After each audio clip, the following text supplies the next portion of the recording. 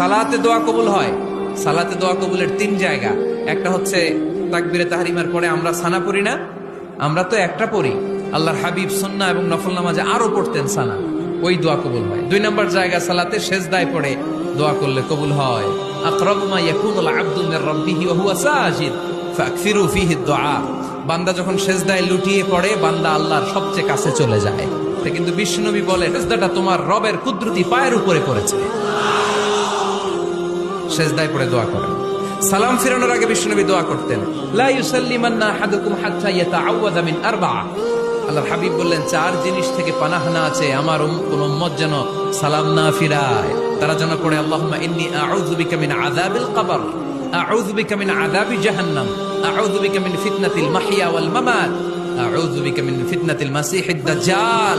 আল্লাহ কবরের আযাব থেকে বাঁচাও, আল্লাহ জাহান্নামের আগুন থেকে বাঁচাও, আল্লাহ জীবন